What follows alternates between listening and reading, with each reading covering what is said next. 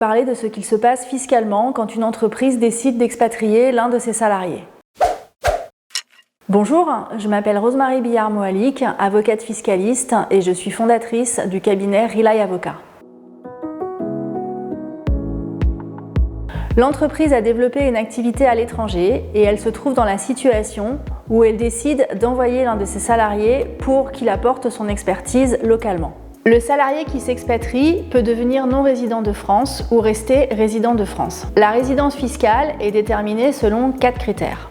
Une personne sera résidente de France si elle a son foyer en France. Si on ne peut pas déterminer son foyer, une personne sera résidente fiscale de France si elle y passe le plus de temps dans l'année. C'est la fameuse règle des 6 mois qui est souvent utilisée à mauvais escient. Une personne sera également résidente de France si elle y exerce son activité professionnelle principale.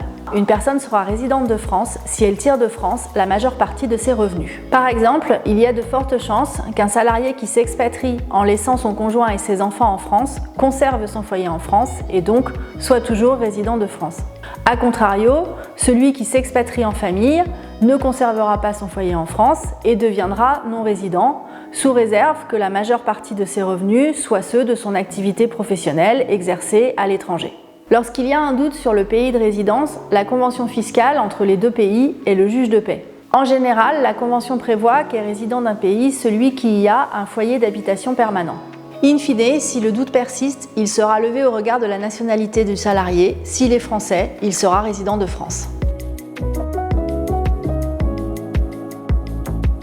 Lorsque le salarié expatrié est non résident de France, seuls ses salaires de source française sont imposables en France. Par exemple, si le salarié expatrié loue son ancienne résidence principale, les revenus de la location sont imposables en France. Attention, à revenus de source française égaux, les revenus des non-résidents sont imposés plus lourdement que les revenus des résidents car le taux minimum d'imposition est de 20%. En ce qui concerne les salaires qui lui sont versés en contrepartie de son activité à l'étranger, ils ne sont plus imposables en France car ce ne sont plus des salaires de source française, ce sont des salaires de source étrangère, indépendamment de qui les paie.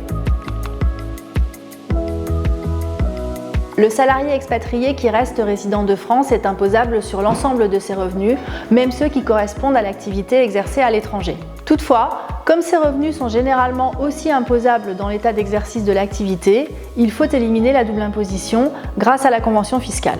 Soit le salarié sera exonéré, mais ses salaires seront pris en compte pour le calcul du taux effectif d'imposition, soit le salarié bénéficiera d'un crédit d'impôt égal à l'impôt qui aurait été appliqué sur ses salaires s'ils avaient été de source française.